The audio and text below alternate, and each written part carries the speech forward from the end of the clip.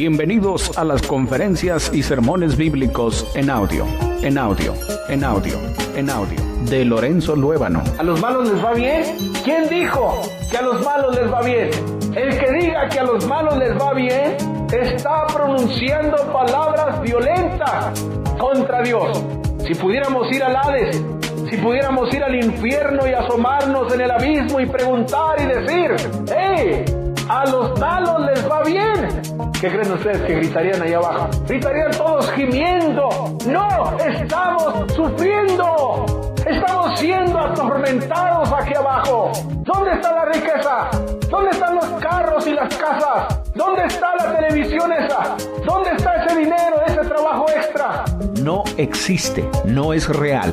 No hay una persona que se llama muerte y que sea santa. ¿Qué es la muerte? La muerte es la cesación o término de la vida física. Es un proceso biológico que ocurre cuando las funciones vitales, la respiración y la circulación de la sangre se detienen y se da la pérdida irreversible de actividad cerebral. Les recordamos que todo nuestro material es totalmente gratis y ha sido elaborado para su enseñanza y edificación. Dios le bendiga en su búsqueda de la verdad.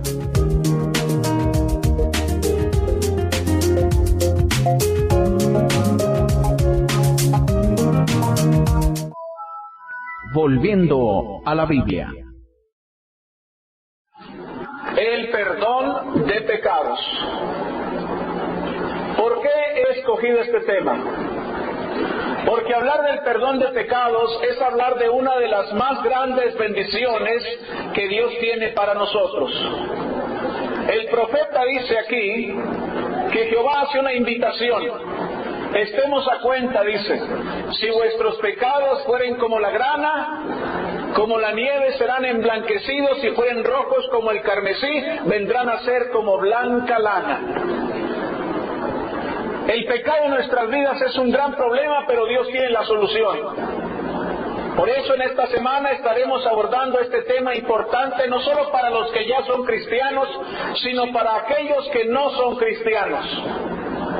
Y empecemos desde el principio. ¿Qué es el perdón de pecados? ¿Qué beneficios nos proporciona esta bendición?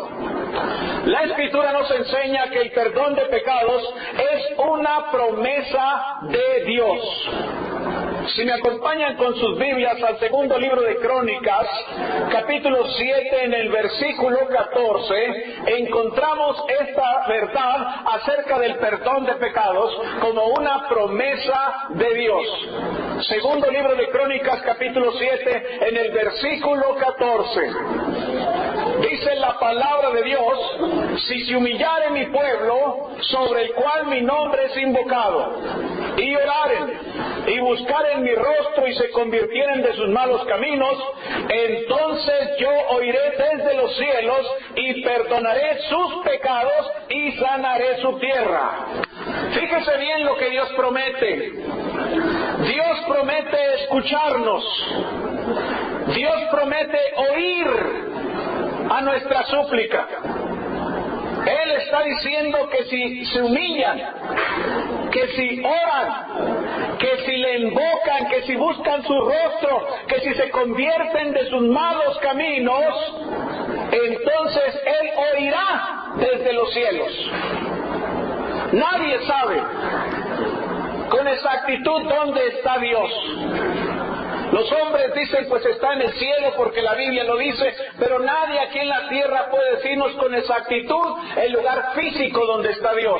Pero Él dice que desde aquel lugar donde Él habita, Él nos escuchará. Oiré desde los cielos y perdonaré sus pecados. Dios promete el perdón de pecados cuando nosotros nos humillamos, cuando nosotros oramos, cuando buscamos su rostro y nos convertimos de nuestros malos caminos. La conversión es sencillamente volverse a Dios.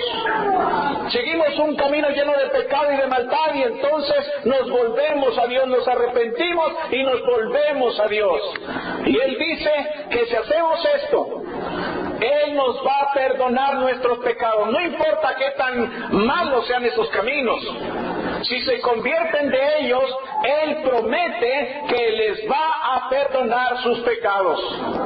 Si usted ha llegado aquí muerto en sus delitos y pecados, esos pecados de los que usted quizás no hablaría porque le daría vergüenza, quizás no nos contaría aquellas cosas malas que hizo, pero si usted llegó aquí buscando el rostro de Dios, si usted llegó aquí buscando la misericordia de Dios, si usted viene aquí dispuesto a arrepentirse de sus pecados, Él promete que le perdonará todos sus pecados.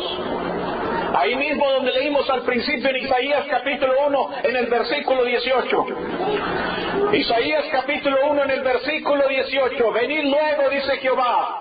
Vea cómo esta es una invitación que Él hace. Venid luego, dice Jehová, y estemos a cuenta. Si vuestros pecados fueren como la grana, como la nieve serán emblanquecidos. Si fueren rojos como el carmesí, vendrán a ser como blanca lana. Es una promesa que no puede ser superada por la seriedad o grandeza del pecado. No importa, dice, que sean rojos como la grana.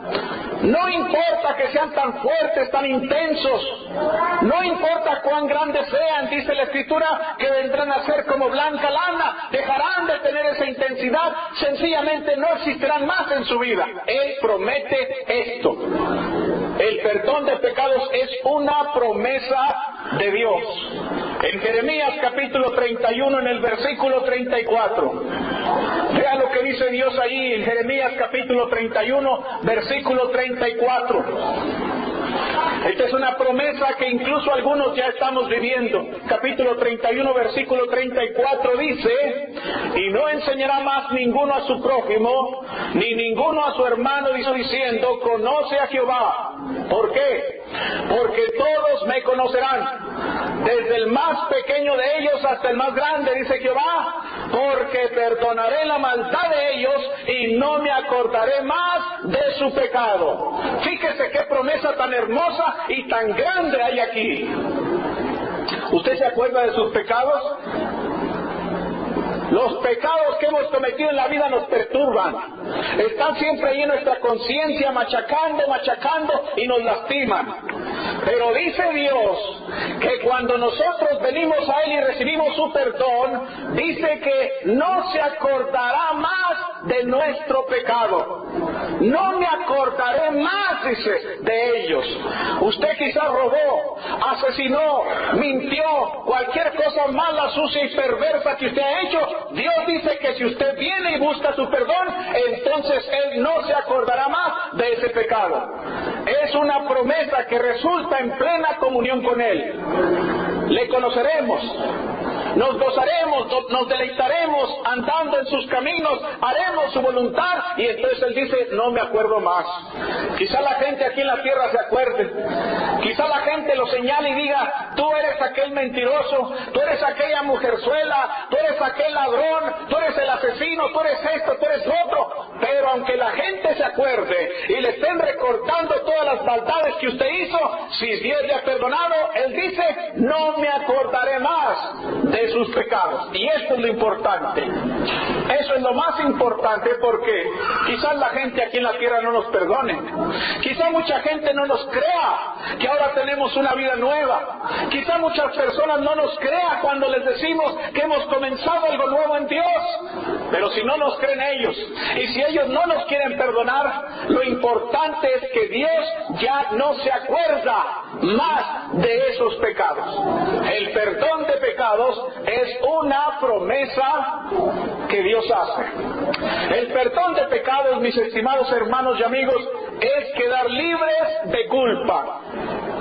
Quedar libres de culpa. El que es culpable delante de Dios no puede de ninguna manera desarrollar una vida plena.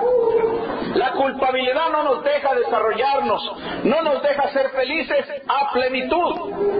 ¿Cómo vivir plenamente sabiendo que nuestras obras merecen el castigo de Dios? Imposible.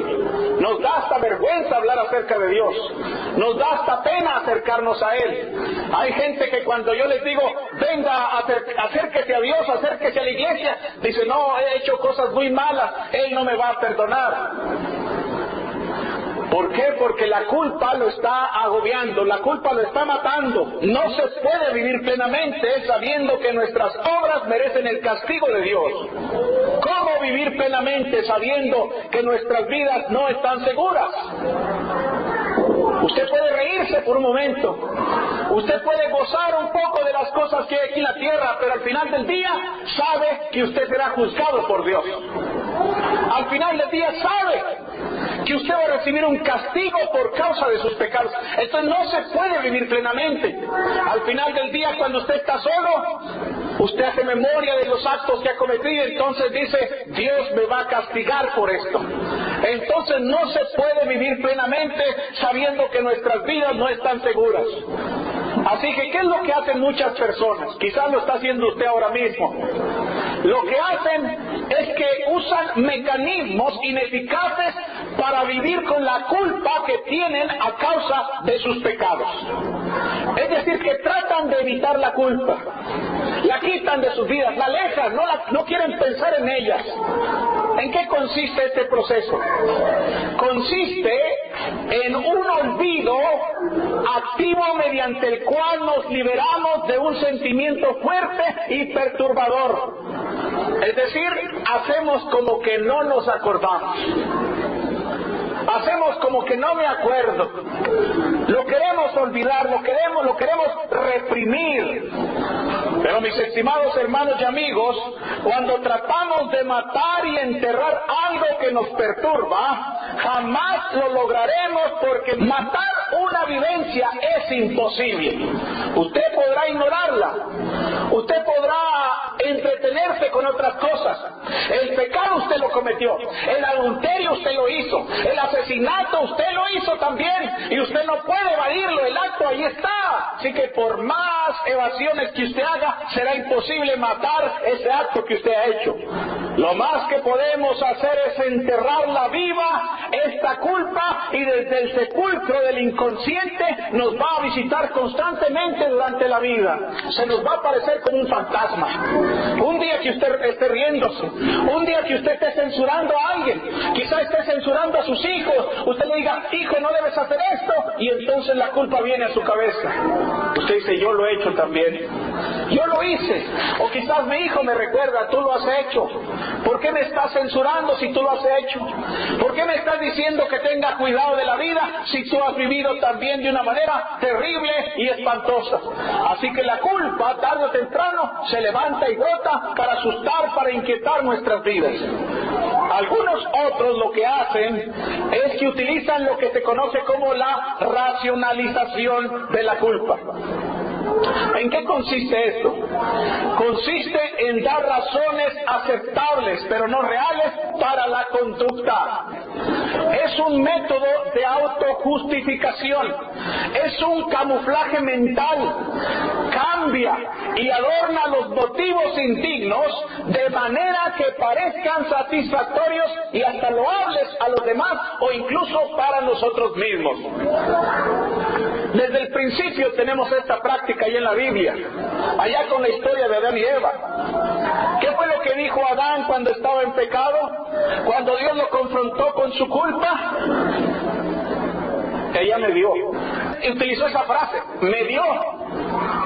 No dijo yo he tomado la decisión, sino que él evadió la culpa diciendo me dio.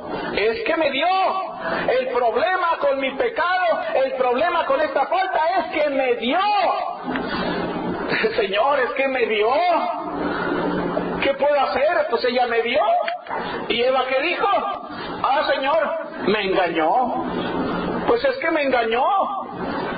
Parece que hay algo aquí justificable. A veces nosotros decimos, pues es que me hizo enojar. Pues es que me hizo enojar. Oye, pero mira el golpezote que le hice a tu mujer y mira cómo trae el ojo. Pues es que me hizo enojar. Pues es que me coqueteó. Pues ¿qué quieres que haga si me coqueteó? Es que el problema no es que yo sea un adúltero, el problema es que es coqueta. Me coqueteó, me hizo enojar. Me hiciste esto, me hiciste aquello. ¿Para qué te metes en este problema? Decimos, tratamos de justificar racionalizando el pecado, la culpa. Algunos otros utilizan lo que se llama la proyección. ¿En qué consiste la proyección? La proyección es la tentación inconsciente de desviar la censura que debemos aceptar hacia otros o hacia las circunstancias que nos rodean. Proyectamos la culpa hacia otro lado. El mecanismo consiste en evitar reconocer nuestras deficiencias y culpas atribuyéndoselas a los demás. Adán quiso desviar la atención hacia otra persona, como diciendo, Dios, quita los reflectores hacia mí y dirígelos hacia Eva. No me estés mirando a mí, Dios, no me estés viendo con tu justicia, con tu ley. Deja caer tu justicia y tu ley sobre esta mujer que me dio y yo caí. Y entonces Eva dice, hey, momento, quita la atención de mí, quita los reflectores y la luz de tu justicia y arrójalos a esa serpiente miserable que me engañó. Vean, ellos están proyectando el pecado hacia otro lado. Eso es lo que hacen muchas personas hoy en día. Es que mi esposo, yo podría ser cristiana, yo podría acercarme a la iglesia, yo podría hacer esto, pero es que este hombre que tengo acá, y algunos hombres dicen, es que esta mujer es el diablo. Yo sí quisiera acercarme a Dios, pero usted no sabe cómo es mi casa. Otros es que mis papás, y es que esto y están proyectando siempre la culpa hacia otras personas, pero nunca serán inocentes. Otros hacen lo que se llama el aislamiento mental de lo negativo. Mantenemos alejadas de la conciencia aquellas asociaciones que no son deseables. Es como si edificáramos comportamientos lógicos cerrados que impidieran que un aspecto de nuestra vida mental llegue a saber lo que hace la otra. Es decir, nos partimos la cabeza en dos. Ponemos una muralla en medio. Partimos la cabeza. Y entonces no queremos que esta parte se entere de lo que hace la otra. Creamos barreras mentales para impedir que una parte de nuestra personalidad vea lo que hace la otra. Una mujer que tiene una relación sentimental con un hombre que es esposo de otra dice, tengo derecho a ser feliz. ¿Qué está haciendo? Hay una parte en ella que le dice, eres una adúltera, has cometido adulterio, estás en pecado, y entonces pone una barrera mental y dice la otra persona, la otra parte de ella dice, no, momento, es que tengo derecho a ser feliz. Y empieza a callar la culpabilidad con esa idea. Tengo derecho a ser feliz, tengo derecho a ser feliz, hasta que se convence de eso y entonces vive tranquilamente en adulterio. Pero una parte de ella sabe que es culpable. Una parte de ella sabe que ha cometido pecado. Pero ahí está aquella barrera mental que ha creado para apagar un poco las consecuencias de la culpa. ¿Usted qué hace con el pecado? ¿Usted lo ignora? ¿Usted le echa la culpa a otros? ¿Usted qué hace con la culpa que tiene ahí en su corazón? ¿Le echa la culpa a sus hijos? ¿Le echa la culpa a su esposa o a su esposo? ¿Le echa la culpa a las iglesias? Dice, es que yo sí quisiera, pero en las iglesias hay muchos hipócritas. No están mejores que yo, dice. Ellos también son culpables, dice, todos los religiosos son hipócritas, así que no están mejor que yo. ¿Usted qué está haciendo? Usted está desviando la atención de su culpabilidad, porque Dios no lo va a justificar, aunque todos en las iglesias sean hipócritas, usted dará cuenta por su pecado. Así que le voy a sugerir un camino mejor. ¿Cuál es ese camino mejor? El perdón de pecados. Ese es el camino mejor. El perdón de pecados es la solución al problema. Usted no tiene que estar desviando la culpa hacia otra persona. No acuse hacia otro por su pecado. Mejor venga a Cristo y busque el perdón que Él quiere darle. Dice en Romanos capítulo 3, en el versículo 24. En lugar de tomar esos caminos que lo único que hacen es hundirnos más y más en la culpa, mejor busquemos esta promesa bendita que hace Dios aquí. Romanos capítulo 3, versículo 24. Siendo justificados gratuitamente por su gracia, mediante la redención que es en Cristo Jesús. ¡Qué bendición tan grande! Dice este texto. Dice que somos justificados. Justificados, dice, estimados hermanos y amigos. Es decir, tenidos por justos. Justificado quiere decir tenido por justo. Somos justificados, somos tenidos por justos. Hemos pecado, pero Dios dice, te voy a tener por justo. Él nos justifica. Vea, usted no tiene que desviar su culpa hacia otro lado. Usted no tiene que seguir escondiendo su culpabilidad. Busque la justificación que Dios quiere darle. Dice que somos justificados gratuitamente por su gracia. Ni siquiera vamos a pagar algo. Somos justificados gratuitamente por su gracia. La justificación no es algo que ganamos. La justificación es algo que alcanzamos. ¿Sabe por qué? Porque no somos justos. ¿Cuánto puedo pagar por mi justicia? ¿Cuánto puedo pagar a Dios para que Él me diga que soy justo? Nada, porque no soy justo. Soy culpable, soy un pecador miserable que merece la condenación eterna. Pero somos justificados gratuitamente por su gracia. No es algo que merezcamos, es un regalo de Dios para nosotros. Por su gracia Él quiere justificarle, por su gracia Él quiere llamarlo justo, no porque lo merezca, no porque lo haya ganado, sino por pura gracia de Dios. Ahora, ¿cómo es posible todo esto? ¿Cómo es posible que Dios nos justifique gratuitamente por su gracia? Mediante la redención que es en Cristo Jesús. Note la palabra redención. ¿Le suena extraña esa palabra? ¿Qué quiere decir redención? Redención quiere decir liberación. Eso es lo que significa. Liberación. En Cristo somos librados de la culpabilidad. Libres, libres, libres. Yo era culpable de pecado, pero he sido justificado gratuitamente por la gracia de Dios. ¿Mediante qué? Mediante la liberación que es en Cristo Jesús. En Cristo quedo libre de culpa. Y como quedo libre de culpa, entonces Dios me declara justo. Ya no hay pecado sobre mí, ya no hay culpa sobre mí. Soy justo ahora mediante la liberación que alcancé en Cristo Jesús. ¿Ven? Entonces el perdón de pecados es quedar libres de culpa. El perdón de pecados es ser rescatado del pecado y sus consecuencias. El perdón de pecados es ser rescatado del pecado y sus consecuencias. Voy a ilustrar este punto con la historia de Noé y su familia. Si me acompañan allá a Génesis capítulo 6, dice en el versículo 5: y vio Jehová que la maldad de los hombres era mucha en la tierra. Mire, estamos hablando del lugar donde vivía Noé. A veces nosotros decimos, hermano, en nuestro estado la violencia está pero al máximo. Bueno, déjeme decirle que en los días de Noé estaba peor todavía. Porque al menos en nuestros días hay policía, hay leyes. Pero en ese tiempo no había orden.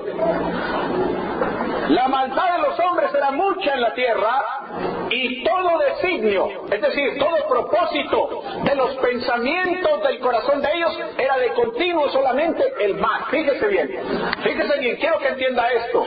En los días de Noé, él vivía junto con su familia en un mundo lleno de maldad y perversión. Todo lo que los hombres hacían, el propósito original de sus actos era de continuo solamente la maldad, el pecado, la destrucción. Eran tiempos peligrosos. Y ahí estaba Noé con su familia. Póngase en el lugar de Noé ahora mismo. Ahí está usted con su esposa y sus hijos, y vive en un mundo lleno de maldad y violencia. El vecino lo puede matar en cualquier momento. El otro de acá lo puede robar también. El de por allá puede llevarse a una de sus hijas. Todo es maldad y perversión. Y ahí está usted. Imagínese el miedo de vivir en un área así. Si hoy en día tenemos miedo, nos encerramos en nuestras casas con candados y ponemos protecciones a las ventanas. Imagínese en ese tiempo que no había muchas cosas que usamos hoy para protegernos. Noé estaba siempre ahí con su familia, lleno de temor. Sin embargo, llegó un día en que Dios dijo, basta con eso. Vio Dios que la maldad era mucha en la tierra. Y entonces, ¿qué hizo? Mandó el diluvio. Por medio del diluvio, Dios rescató o salvó a su familia de ese mundo lleno de pecado y de maldad. En la primera epístola de Pedro, capítulo 3, en el versículo 20, tenemos esta verdad. Quiero que me acompañen ahí con su Biblia. Primera epístola de Pedro, capítulo 3, en el versículo 20.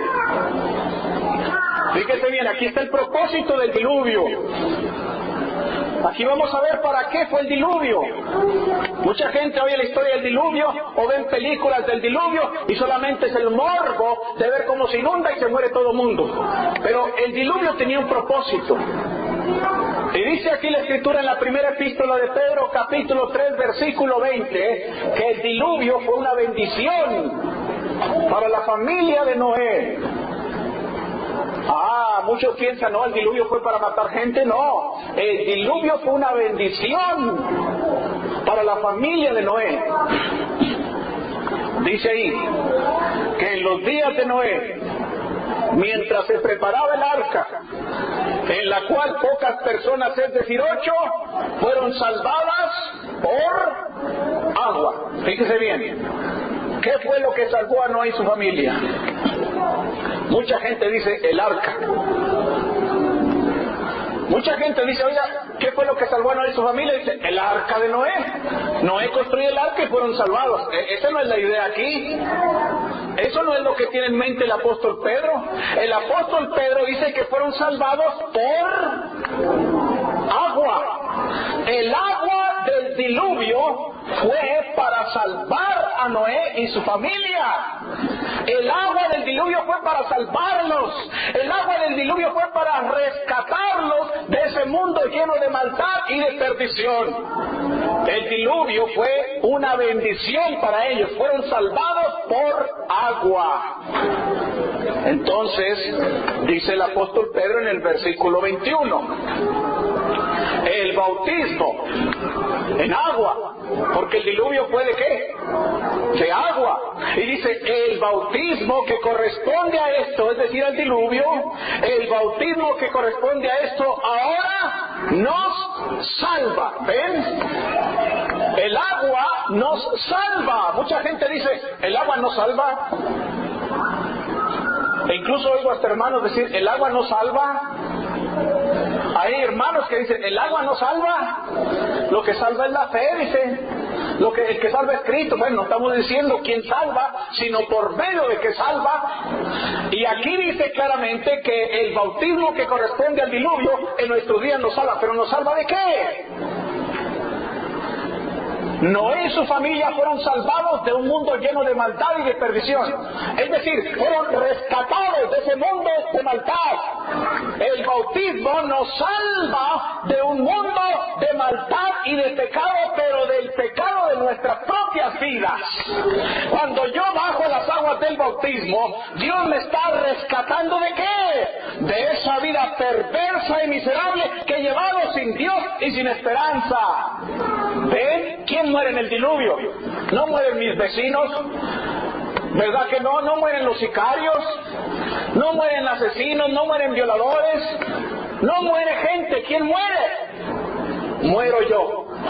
Yo muero esa vida, ese hombre pecador, miserable y perverso que ha venido a Jesucristo arrepentido de sus pecados. Cuando es bautizado, está muriendo en ese diluvio. Está muriendo, estoy siendo rescatado de esa vida de maldad y de perdición.